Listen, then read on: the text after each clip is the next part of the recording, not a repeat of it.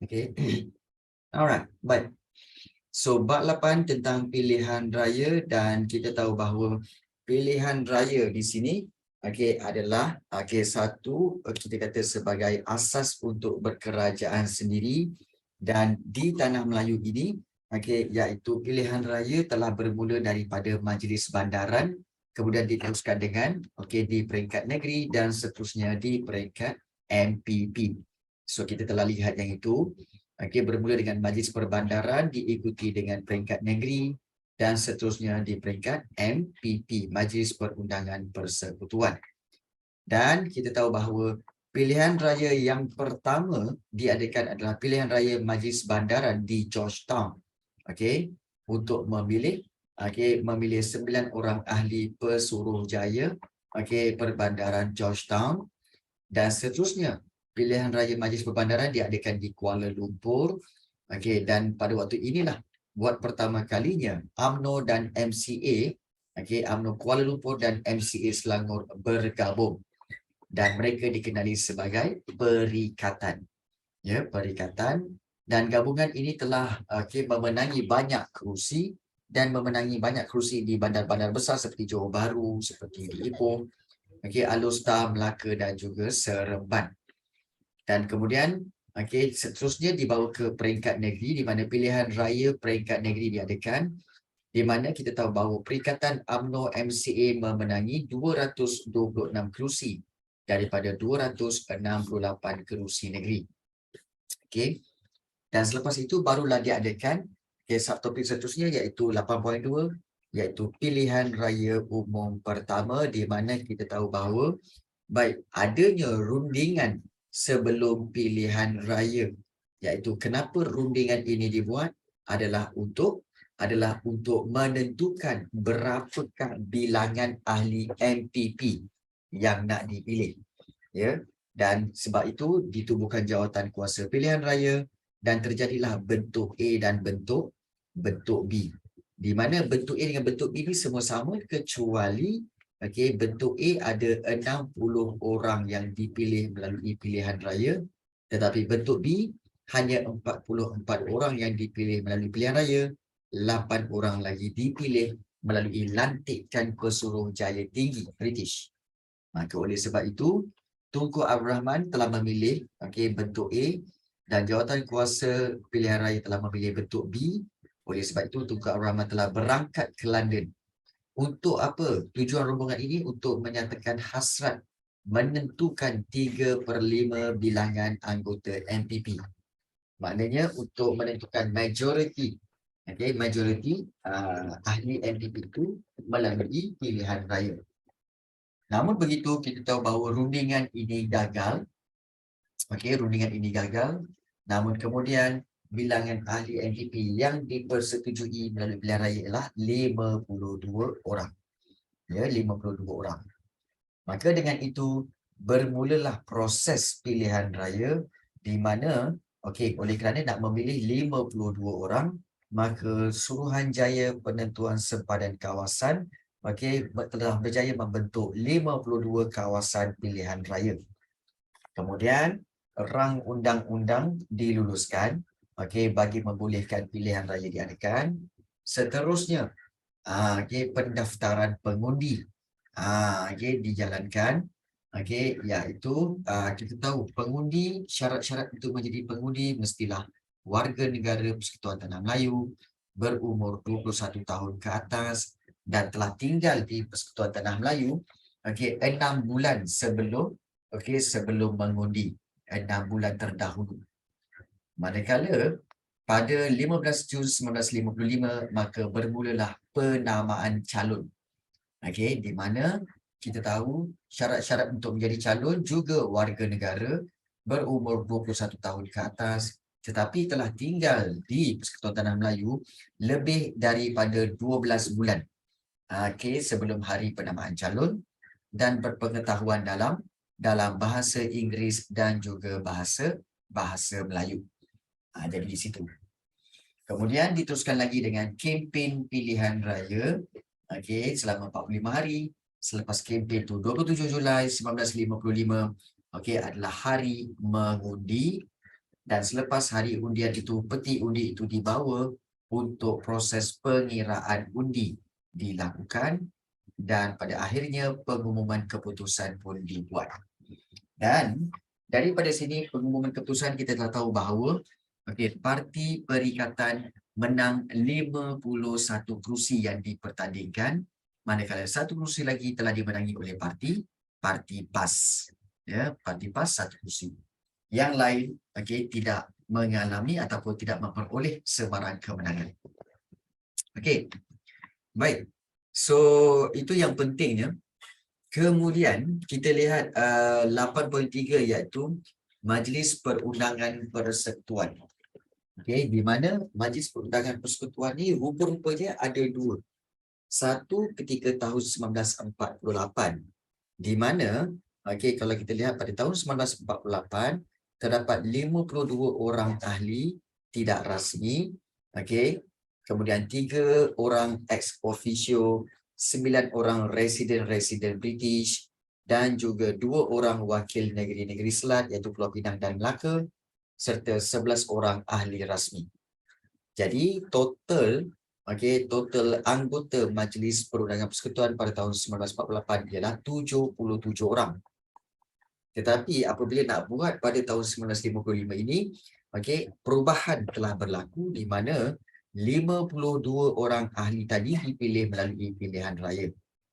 35 orang lagi adalah dipilih melalui lantikan kumpulan-kumpulan yang berkepentingan. Maknanya ada wakil-wakil daripada grup keusahawanan, perlombongan, perindustrian dan pertanian. Kemudian 11 orang menteri besar mewakili setiap negeri dan 2 orang mewakili negeri-negeri selat iaitu Pulau Pinang dan Melaka. So jumlahnya berapa? MPP 1955 jumlahnya adalah 100 orang ahli.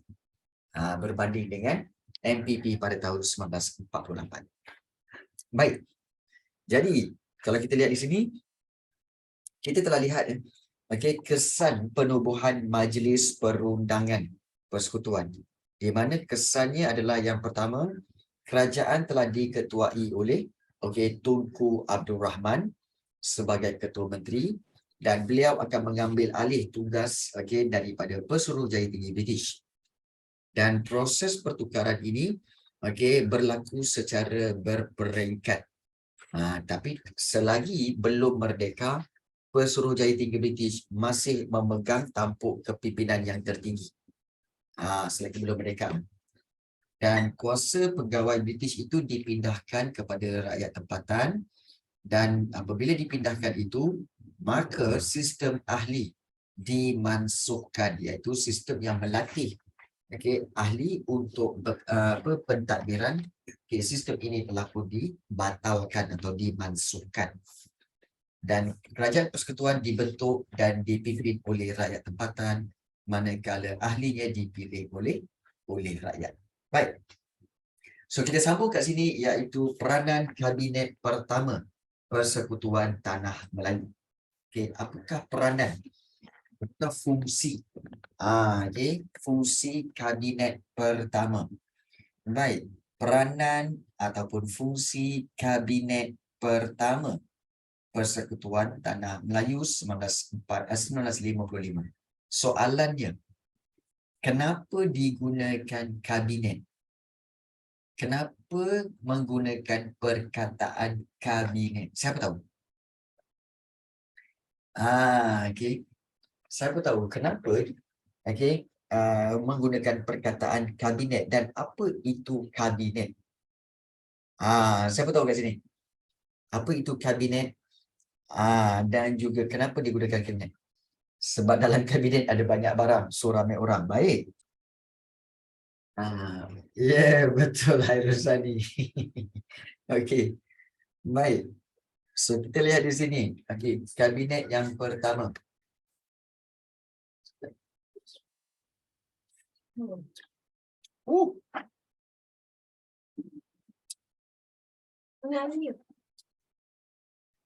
Tak panas sikit tak? Ini tambah gula. Sambal. Lain-lain je. Ah, Yang lain-lain. yang lain-lain? Yang lain. Terus. Boleh, boleh, boleh. Okey, baik. So, peranan kabinet yang pertama. Okey, apa itu peranan? Peranan itu adalah fungsi. Ingat peranan itu adalah fungsi. Fungsi kabinet yang pertama. Baik. Kabinet yang pertama ataupun jemaah menteri yang pertama telah dibentuk selepas pilihan raya umum 1955. Okey, dan Cakap kejap. Ya. Oh. Baik. Dan Tunku Abdul Rahman, Tunku Abdul Rahman dilantik menjadi ketua menteri dan berkuasa menubuhkan kabinetnya sendiri. Dan kabinet tahun 1955 ini dibarisi oleh 10 orang menteri. So pada peringkat awal menteri-menteri ini dia ada 10 orang dan ada 3 orang pegawai British. Okey, yang memegang portfolio, yang memegang jawatan setiausaha keuangan seorang, setiausaha hal ehwal ekonomi seorang, dan juga setiausaha pertahanan. So ada 3 orang pegawai British ini. Ya. Dan jemaah menteri ini diumumkan dengan rasminya oleh Sir Donald Magillivray, iaitu Pesuruhjaya Tinggi British pada tahun 1955 di King's House, Kuala Lumpur. Baik. Satu soalan cikgu nak bagi tahu kamu, nak tanya kamu. Kenapa masih ada 3 orang pegawai British pada waktu ini? Okey, cuba kamu jawab soalan. Kenapa masih ada 3 orang pegawai British yang memegang portfolio setiausaha kewangan, setiausaha hal ehwal dalam hal ehwal ekonomi dan setiausaha pertahanan? Kenapa masih ada pegawai British? Siapa boleh jawab? Kenapa kenapa masih ada pegawai British? Cuba bagi tahu. Okey, baik. Uskor. Satu jawapan yang bagus. Itu pun ada kebenaran dia. Itu pun ada kebenaran dia. Sebab Uskor kata, ya betul Nurul Hidayah, itu lebih tepat. Ya betul Rafiq. Kenapa ada 3 orang pegawai British yang masih memegang portfolio setiausaha kewangan, setiausaha hal ehwal ekonomi dan setiausaha pertahanan? Kerana yang pertama, iaitu pada waktu ini tanah Melayu belum merdeka. Belum merdeka, secara rasmi belum merdeka. Jadi sebab itu masih lagi dikuasai oleh British. Dan yang kedua, British masih ingin lagi menguasai 3 bahagian ini dalam tanah Melayu. Iaitu dia nak kuasai keuangan. Iaitu yang kedua, British masih nak kuasai ekonomi tanah Melayu. Dan juga yang ketiga, iaitu British ingin mengawal pertahanan tanah Melayu. Maknanya, British masih ingin mengawal, menguasai tanah Melayu. Sehingga tahun kemerdekaan barulah dilepaskan. Tapi dalam tempoh itu dia tak akan lepaskan 3 yang ini. Sebab dia masih nak kuasai 3 ini. Kewangan, ekonomi dan pertahanan. Jadi itu sebenarnya. Baik. Dan wakil pemimpin tempatan dipilih untuk mentadbir negara melalui pembentukan kabinet yang pertama. Ini wakil pemimpin tempatan, iaitu Tunku Abdul Rahman Putra Al-Haj sebagai Ketua Menteri, Datuk Abdul Razak Husin sebagai Menteri Pelajaran, Datuk Sulaiman Datuk Abdul Rahman Menteri Kerajaan Tempatan dan Perumahan, Dr. Ismail Abdul Rahman Menteri Tanah dan Galian, H.S. Lee Menteri Pengangkutan, dan juga Sardun Jubir Menteri Kerja Raya, VT Sambantan Menteri Buruh, Leong Yew Koh Menteri Kesihatan, Ong Yok Lin Menteri Pos dan Telekom, serta Abdul Aziz Ishak Menteri Pertanian. Jadi inilah dia menteri-menteri, iaitu 10 orang menteri yang telah dilantik di bawah pimpinan Tunku Abdul Rahman. Baik. So apakah fungsi ataupun peranan kabinet pertama ni? Apa tugas dia orang ni, cikgu? Bila dah pilih jadi menteri ni, apa tugas dia orang? Tugas dia orang sebenarnya, yang pertama iaitu bincangkan soal keuangan dan keperluan orang tempatan dalam perkhidmatan awam. Maknanya, bincangkan soal keuangan dan juga perlunya orang tempatan dalam kaki tangan kerajaan. Ingat perkhidmatan awam ni maksudnya kaki tangan kerajaan. Iaitu perlunya ada orang tempatan dalam kaki tangan kerajaan seperti dalam pejabat-pejabat pentadbiran kerajaan, kemudian juga dalam bidang uniform seperti polis, tentera. Itu semua adalah perkhidmatan awam. So perlunya ada orang tempatan dalam pasukan-pasukan polis, tentera dan juga kaki tangan kerajaan. Itu bincangkan soal itu. Yang kedua, iaitu menyambung sistem yang digunakan pakai dalam Majlis Mesyuarat Persekutuan yang berasaskan model Westminster. Maknanya, pentadbiran kabinet pertama ini akan memerintah, akan mentadbir Persekutuan Tanah Melayu ini yang mengekalkan, yang berasaskan model Westminster. Model Westminster ni adalah model sistem raja berperlembagaan dan demokrasi berparlimen yang datang daripada England. So di England macam kamu belajar kan? Kamu masih ingat lagi bab yang kedua, revolusi, revolusi keagungan kan? Revolusi keagungan kan dia kata apa? Memberi kuasa kepada parlimen.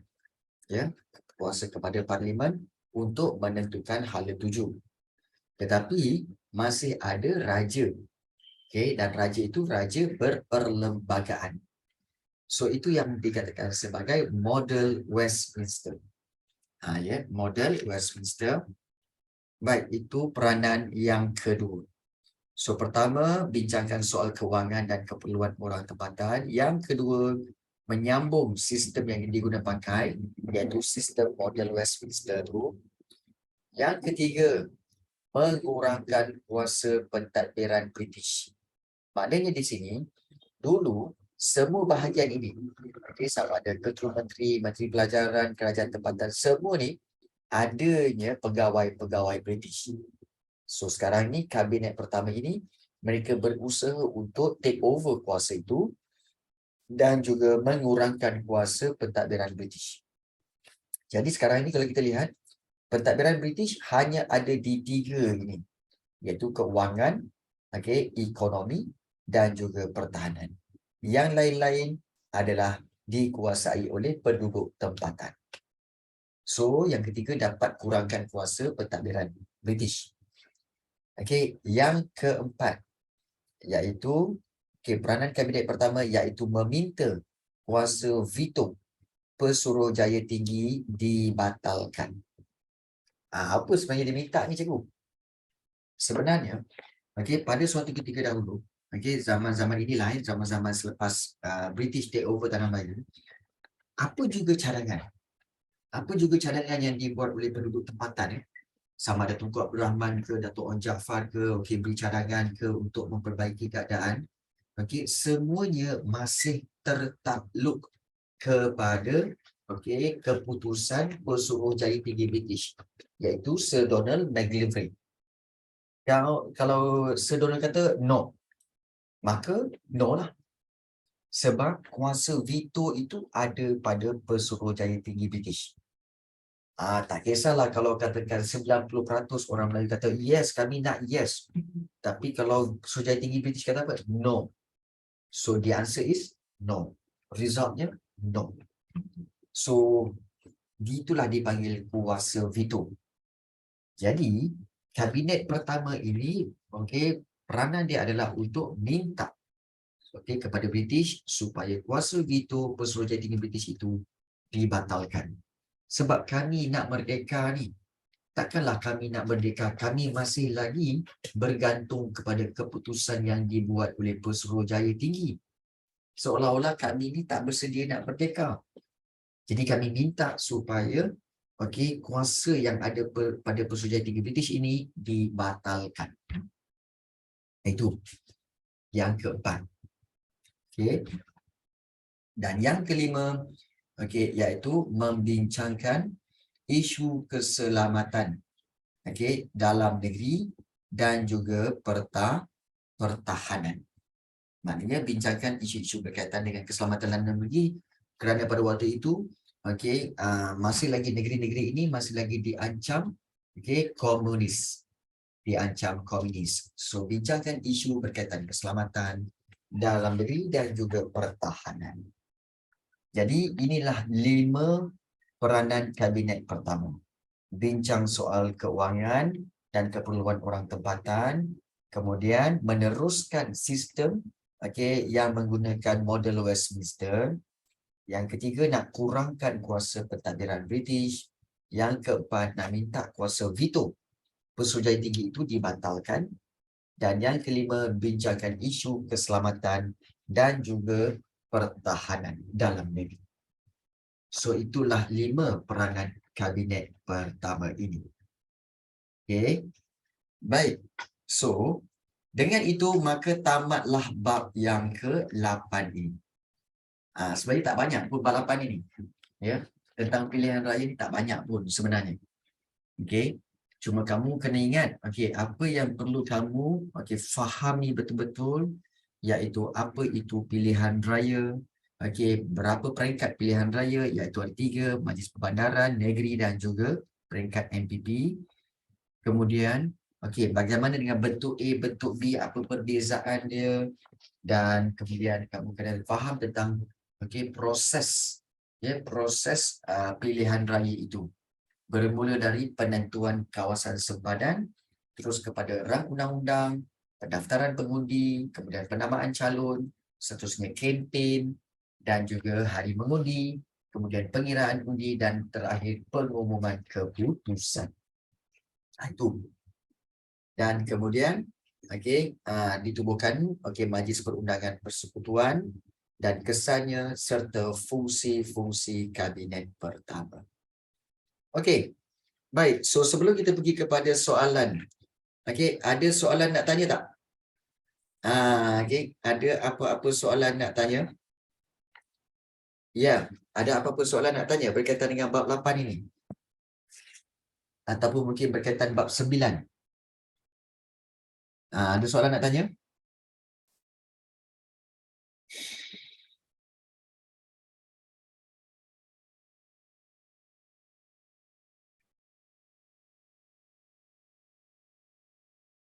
Ada soalan?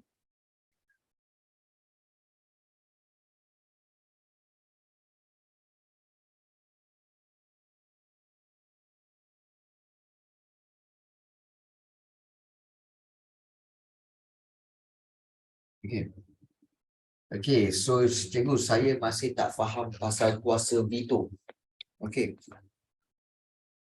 Kuasa veto iaitu kuasa untuk membuat keputusan mutlak. Itu kuasa veto. Contohnya macam dalam keluarga kamu. Kalau dalam keluarga kamu, kalau kamu nak tanya tak apa-apa pun kan, kamu akan kena tanya siapa? Kena tanya bapa kamu. Kena tanya ayah kamu. Tapi kadang-kadang kamu takut. Kemudian kamu beritahu mak. Mak, boleh tak macam ni, macam ni? Mak kamu cakap apa? Tanyalah ayah. Tanyalah bapa. Aduh, susahlah. Pergi tanya. So, bila tanya, bapa kamu kata, no, tak boleh. Maka, permintaan kamu tidak dapat dipenuhi. Maknanya apa? Bapa kamu atau ayah kamu ada kuasa veto. Maknanya, kuasa pembuat keputusan yang mutlak. Bila bapa kamu kata no, no. Bila bapa kamu kata yes, yes. So begitu juga macam Pesuruhjaya Tinggi British ini, di mana okey, kuasa veto daripada tahun 1948 iaitu Persekutuan Tanah Melayu 1948, okey.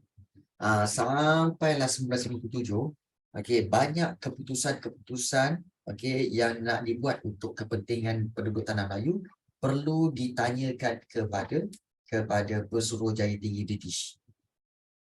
Kalau dia kata yes, okey boleh proceed. Kalau dia kata no, so tak boleh proceed. Cikgu, in case veto ni kalau waktu zaman sekarang ni siapa kuasa? Oh, kalau waktu zaman sekarang ni siapa? Okey. Kalau dalam sekarang ni kuasa veto ni kamu boleh tengok di PBB. Di mana kalau kamu tengok PBB, dia ada Majlis Keselamatan. Iaitu ada 5 negara Majlis Keselamatan iaitu US, China, Britain, kemudian ada Jerman dan Perancis kot, kalau tak silap cikgu. Ada 5 Ada 5. Okey, kuasa veto. Baik, apabila mereka PBB nak buat keputusan. Oh, sekarang ni berlaku peperangan antara Rusia dan juga Ukraine. So nampak bahawa Rusia sedang menyerang Ukraine. Jadi PBB kata apa? Jom kita buat keputusan. Kita kena bantu Ukraine ini. Supaya dapat menentang Rusia. Baik, PBB akan bincangkan dengan Majlis Keselamatan ni, 5 negara ni. Baik, kalau 5 negara ni setuju, kami semua setuju untuk menyerang, untuk menghantar bantuan tentera kepada Ukraine, maka boleh hantar. Tapi kalau 4 negara saja yang setuju, tiba-tiba US kata apa? Tak nak kan? Saya tak setuju. Maka dia tak boleh proceed untuk hantar bantuan tentera itu. Walaupun dia majoriti 4 menyokong, 1 yang tak menyokong, tetapi sebab 5-5 ni ada kuasa veto, dia kena 5-5 setuju. Kalau 1 dia tak setuju, dia tak boleh proceed. Jadi itulah contoh kuasa veto, iaitu kuasa membuat keputusan yang mutlak. Itu kuasa veto. Ya. Baik, soalan seterusnya, apakah kesan pilihan raya awal di Sarawak dengan pembentukan Majlis Perundangan Persekutuan? Okey, baik, bagus soalan itu. Apakah kesan pilihan raya awal? Yang kalau kita lihat kesannya, terhadap